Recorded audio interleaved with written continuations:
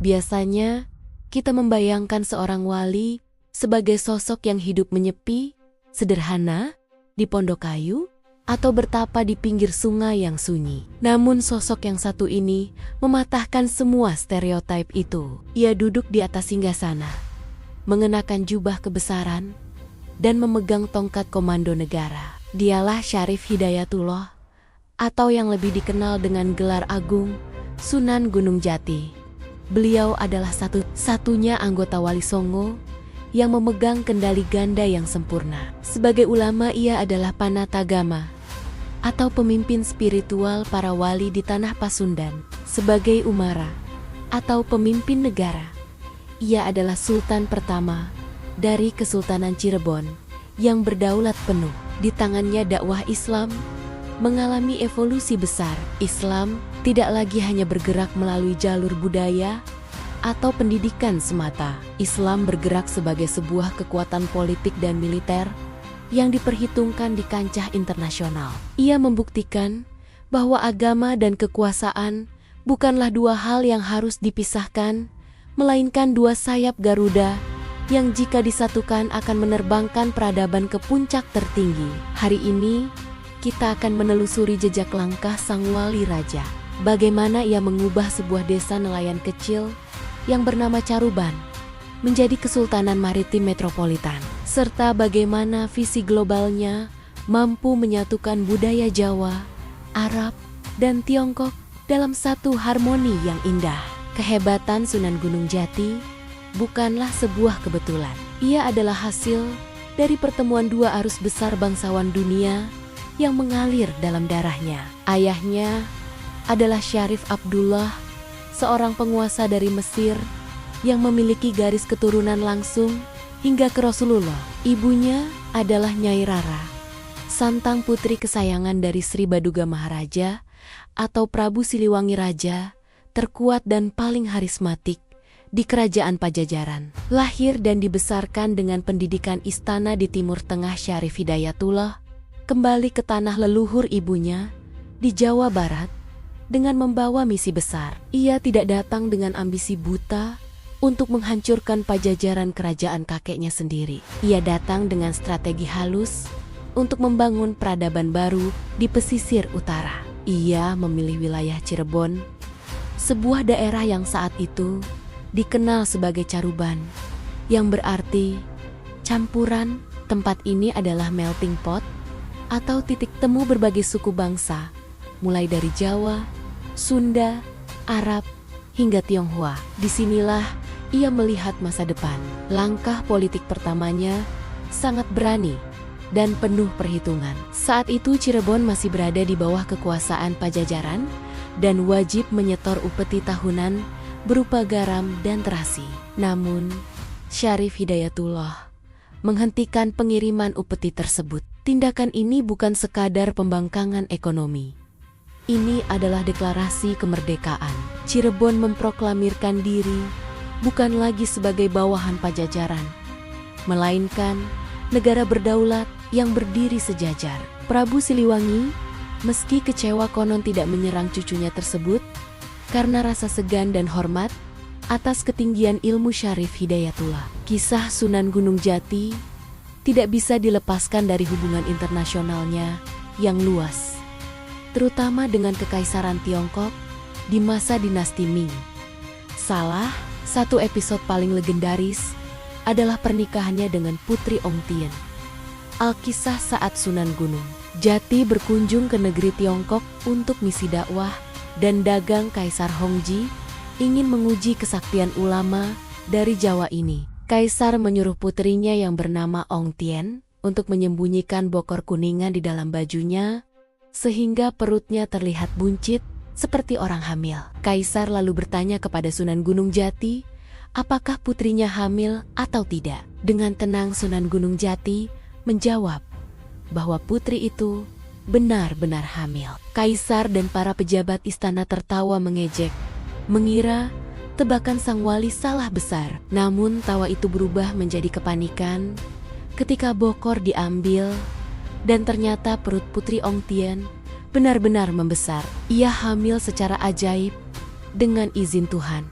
peristiwa ini membuat Putri Ong Tien jatuh hati. Ia terpesona oleh karomah dan akhlak mulia Syarif Hidayatullah. Ia memohon kepada ayahnya untuk diizinkan menyusul sang wali ke Jawa.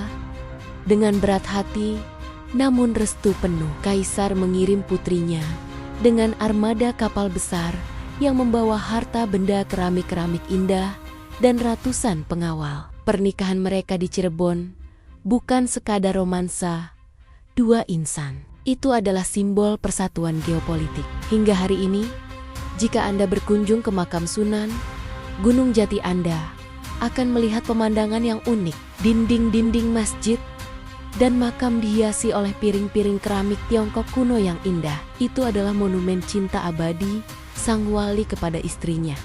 Sekaligus pesan toleransi yang kuat bahwa Islam di Nusantara adalah Islam yang kosmopolitan, terbuka, dan menghargai perbedaan ras serta budaya. Namun, masa pemerintahan Sunan Gunung Jati tidak hanya berisi diplomasi damai. Ia hidup di era ketika kolonialisme Eropa mulai menancapkan kuku tajamnya di Asia Tenggara. Sebagai ahli strategi militer yang visioner, Sunan Gunung Jati mencium bahaya besar yang datang dari lautan. Bangsa Portugis yang telah berhasil menaklukkan Malaka pada tahun 1511 mulai mengincar Jawa.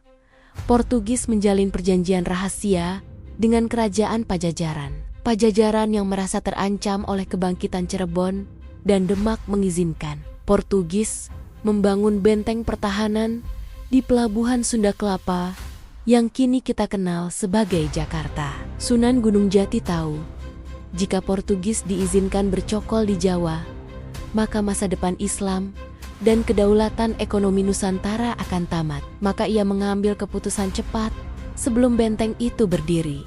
Ia memerintahkan menantunya, seorang panglima perang tangguh dari Pasai bernama Fathahillah, untuk memimpin pasukan gabungan Cirebon dan Demak.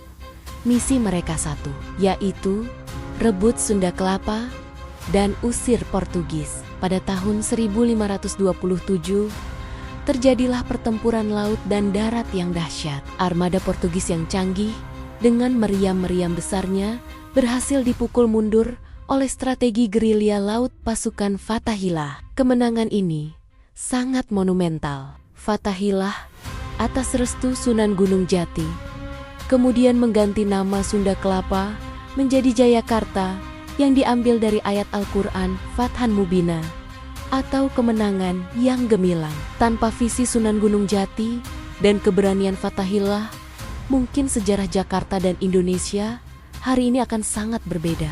Visi ekspansi Sunan Gunung Jati tidak berhenti di Cirebon dan Jakarta. Ia melihat potensi besar di ujung barat Pulau Jawa, yaitu wilayah Banten. Saat itu Banten masih berupa hutan belantara dan dikuasai oleh para Jawara serta penguasa lokal yang belum memeluk Islam. Ia mengirim putranya, Sultan Maulana Hasanuddin, untuk melakukan syiar dan membuka wilayah di sana. Dengan dukungan penuh dari Cirebon, Banten tumbuh pesat menjadi kesultanan maritim yang sangat kaya dan kuat, bahkan kelak menyaingi Batavia dalam perdagangan lada dunia. Dengan demikian, Sunan Gunung Jati memegang status unik dalam sejarah. Ia adalah bapak pendiri dari dua kesultanan besar sekaligus, yaitu Kesultanan Cirebon dan Kesultanan Banten. Namun kehebatannya bukan hanya menaklukkan wilayah, ia juga menata masyarakatnya dengan hukum yang adil. Ia memadukan syariat Islam dengan nilai-nilai budaya lokal yang disebut adat. Di Cirebon ia menyusun kitab hukum yang dikenal sebagai Pepakem Cirebon. Ia tidak menghapus tradisi lama yang baik seperti gamelan atau upacara adat, melainkan memberinya nafas Islam. Ia menciptakan tatanan masyarakat yang tertib, di mana ulama berfungsi sebagai penuntun moral dan umara atau pemerintah berfungsi sebagai pelaksana kebijakan. Sunan Gunung Jati dikaruniai umur yang sangat panjang. Diperkirakan beliau wafat pada usia lebih dari 100 tahun pada tahun 1568. Ia dimakamkan di puncak Bukit Sembung Gunung Jati Cirebon. Kompleks makamnya adalah sebuah mahakarya arsitektur yang memadukan gaya Jawa, Arab, dan Tiongkok dengan 9 pintu gerbang yang bertingkat-tingkat menyimbolkan perjalanan spiritual menuju Tuhan. Namun warisan terbesarnya bukanlah makam yang megah itu, melainkan ajaran filosofisnya yang disebut Petatah Petiti, kumpulan nasihat luhur yang menjadi pegangan hidup masyarakat Cirebon hingga kini. Salah satu wasiatnya yang paling menggetarkan hati berbunyi, "Ingsun titip tajuk lan fakir miskin." Aku titipkan tajuk atau musola dan fakir miskin. Coba renungkan kedalaman pesan ini.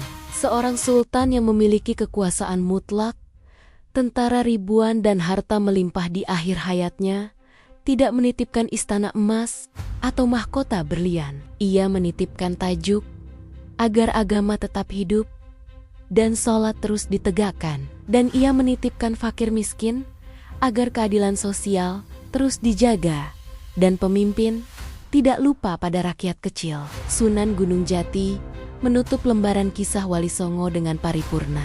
Dari Sunan Kalijaga yang merangkul budaya Sunan Ampel, yang membangun pendidikan Sunan Kudus, yang mengajarkan toleransi, hingga Sunan Gunung Jati yang menegakkan kedaulatan politik negara. Perjalanan panjang para wali ini telah membentuk wajah Islam di Indonesia yang kita kenal sekarang. Ramah, toleran, berbudaya, namun memiliki prinsip yang kokoh dan berani melawan penjajahan. Lantas, bagaimana nasib perjuangan ini setelah era Wali Songo berakhir? Siapakah yang melanjutkan estafet kepemimpinan Islam di tanah Jawa ketika kolonialisme Belanda mulai mencengkeram lebih kuat?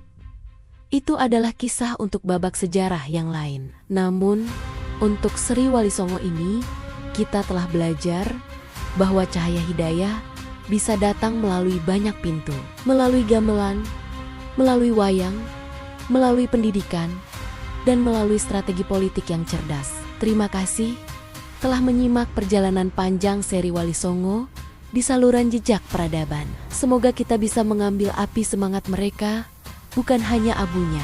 Jangan lupa untuk berlangganan bagikan video ini, dan tuliskan di kolom komentar wali mana yang kisahnya paling menginspirasi hidup Anda. Sampai jumpa di petualangan sejarah berikutnya.